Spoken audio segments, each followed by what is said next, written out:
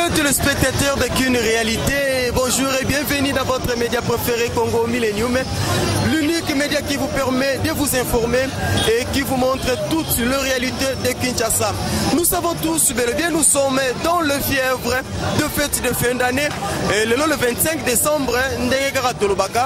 fête au Batman, au monde entier, va célébrer Motama ya Yesu Christu. Et quand tu es bato na bato bazana le lengi na bango ba célébrer la fête ya Noël. Bana mikili kuna bazana façon na bango bato bazana kata France bango no basangani kuna na Champs-Élysées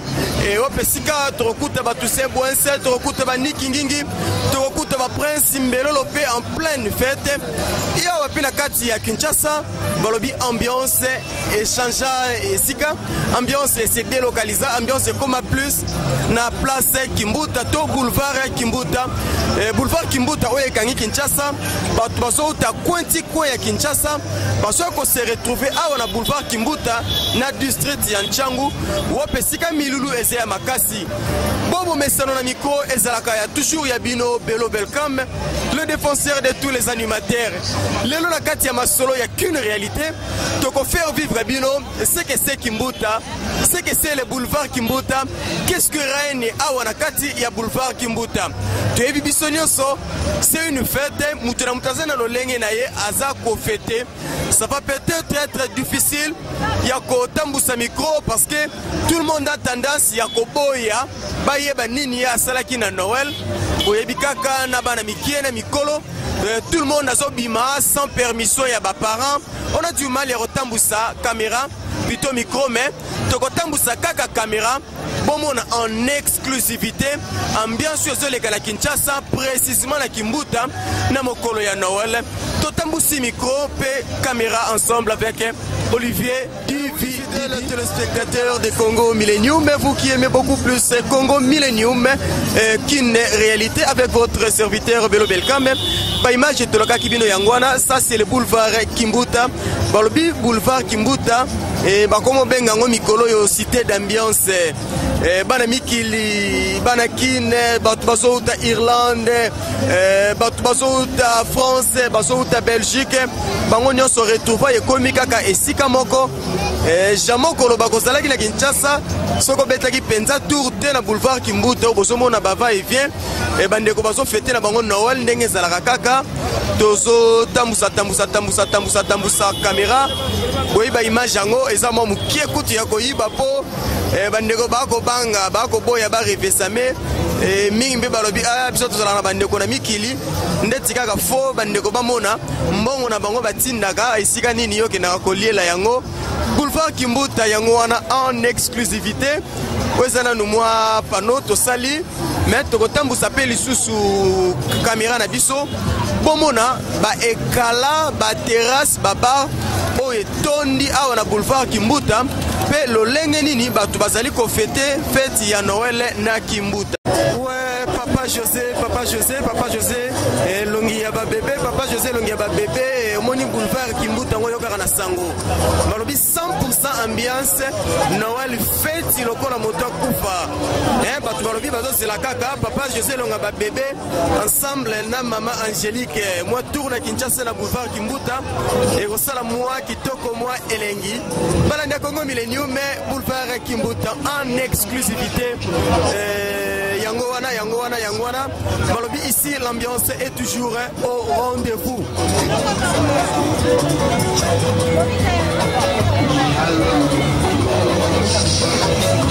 Système car balobi mokolongula liaga mwana na ye malchance mokolongo le tomene Noël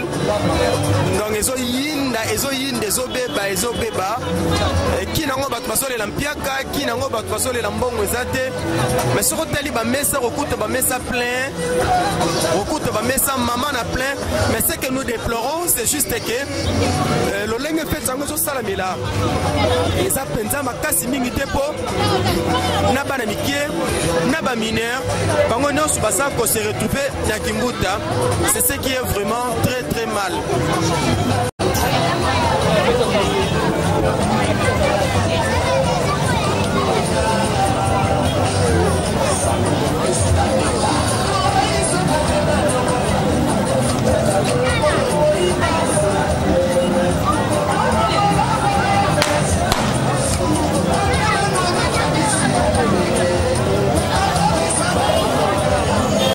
Ouais, balandi ya Congo Millennium, mais tout ça toujours on a boulevard Kimbuta ndenge tolakaki tozoko ba toujours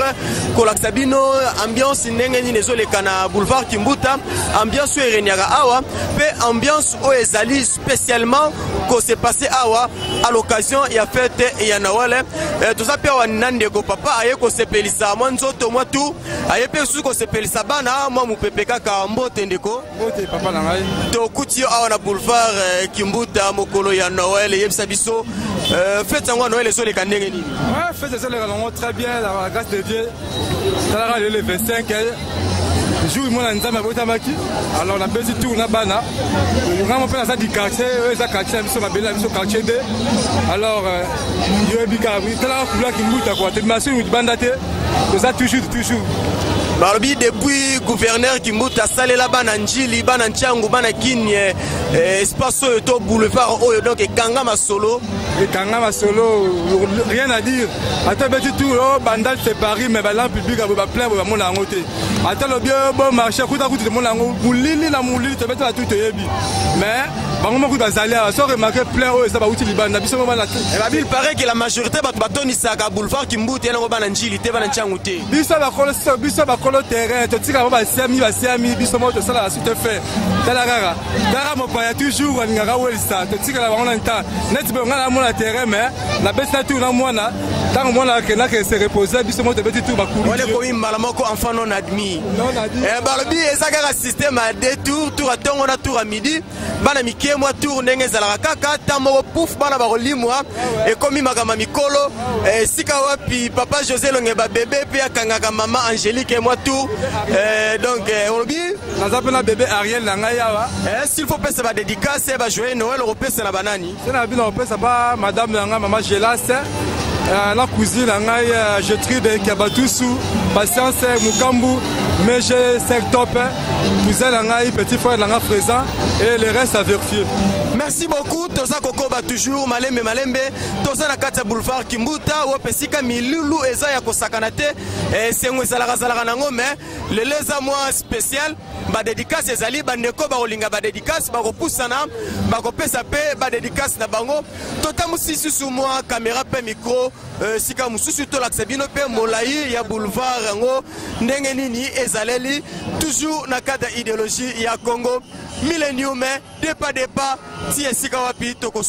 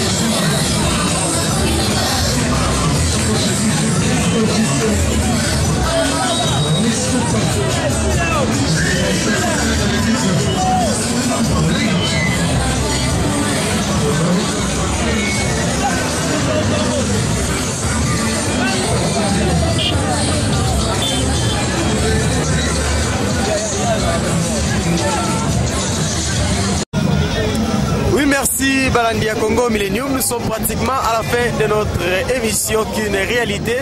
Il te profite de l'Axebino, les images à boulevard Kimbuta, comment l'ambiance se passe à boulevard, au boulevard Lumbuta Kimbuta. Le Lengeni ni Banakin, Banakongo, va se fêter Noël, Nakata boulevard Kimbuta. Nous savons que ces images a fait énormément plaisir à celui qu'on appelle Prince Mbelolo, depuis Paris, Panama. Merci beaucoup à Prince Mbelolo. Ces images ont encore fait énormément, beaucoup de plaisir à celui qu'on appelle Papa José Elongi Yaba bébé, Molongani et Maman Angélique. Tokomi na suka Bobo Messano. Ceux qui vont se faire qui na émission Lelo et Bopé Sabongo, merci à celui qu'on appelle les boss de l'air boss, les vériki du Benzi. Sans oublier Papa Désiré mon témoin ya Mama Béa la ministre et te bosseni peli sous-souté Papa Feli Bomengo, Papa Feli Bomengo, Mbotelo Sako à toi. Mbotelo Sako encore à celui qu'on appelle JP Madison Zengamambu. Balobi JP Madison Zengamambu. Yenda Katara Makambo, JP Madison Zengamambu. 500 € c'est quoi? Balobi Ezanango Folar. Faux papé, Subarusuturape. Le 27 le 28 décembre et moi 500 € pe banine ko na Kinshasa Congo Millennium Kinshasa pe SPL. Merci beaucoup à tous les auditeurs, plutôt à tous les téléspectateurs de Congo Millennium. Restez toujours branchés, Tokotani Mbala Yassima. Bye bye.